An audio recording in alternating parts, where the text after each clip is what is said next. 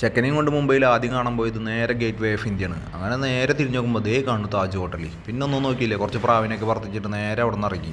അങ്ങനെ മുംബൈ എൻ്റെ ഒരു കാഴ്ചപ്പാടിലുണ്ടായിരുന്ന മുംബൈ അല്ല അത്. മുംബൈ ഭയങ്കര വ്യത്യാസമാണ്. അങ്ങനെ മുംബൈ എന്ന് വെച്ച് കഴിഞ്ഞാൽ സൂപ്പർ എന്ന് പറയില്ലേ, അതേപോലെയാണ്. അങ്ങനെ മുംബൈയിൽ കാണാൻ പറ്റുന്ന സ്ഥലമൊക്കെ ആദ്യം തന്നെ ഓടി നടന്ന് കണ്ടു. അങ്ങനെ നേരെ ചോർ ബസാറിലേക്ക് പോയി.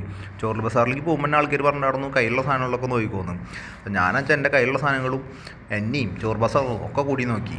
അങ്ങനെ നേരെ നോക്കിയിട്ട് നേരെ അവിടെ നിന്ന് ഇറങ്ങി. അങ്ങനെ നോക്കുമ്പോൾ ഫോണിൻ്റെ കുറച്ച് സാധനങ്ങളോ അങ്ങനെ നടന്നു. അപ്പോൾ ഒരു ചേട്ടൻ പറഞ്ഞു അപ്പുറത്തൊരു മനീഷ് മാർക്കറ്റ് ഉണ്ട്, അവിടെ ഫോണിൻ്റെ എല്ലാം കിട്ടുന്നു. അങ്ങനെ നേരെ അവിടെ പോയപ്പോൾ ഞാൻ ആകെ പെട്ടുന്നായി. ഇപ്പോൾ ഏത് കടയിൽ നിന്ന് വാങ്ങുക, ഫുൾ ഡൗട്ടായി. അങ്ങനെ പിന്നെ ഒന്നും നോക്കിയില്ല, അവിടെ നിന്ന് നേരെ ഇറങ്ങി.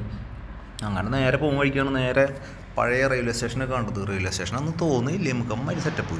അങ്ങനെ പെടപ്പൻ സ്ഥലമൊന്നും അറിയില്ല. അങ്ങനെ അതൊക്കെ കണ്ട് നേരെ അവിടെ നിന്ന് ഇറങ്ങി. നേരെ പിന്നെ വിട്ടിട്ട് നേരെ മറൈൻ ഡ്രൈവിലേക്കാണ്. മറൈൻ ഡ്രൈവിലെന്ന് വെച്ച് കഴിഞ്ഞാൽ പറയണ്ട, പിള്ളേരെ ഫുൾ റീൽസ് എടുത്ത് കൂട്ടുന്നുണ്ട്. നല്ല കഴിവുള്ള പിള്ളേരാട്ടാ. അങ്ങനെ അവിടുന്ന് നേരെ ഇറങ്ങി. പിന്നെ എന്താ ചെയ്യുക, പിന്നെ വേറെ വഴിയൊന്നും ഇല്ലല്ലോ. അങ്ങനെ പിന്നെ മുംബൈയിൽ എന്നെ കൊണ്ട് വന്ന് ഓടി എത്തുന്ന സ്ഥലത്തൊക്കെ ഞാൻ ഓടി നടന്നു കണ്ടിട്ടുണ്ട്.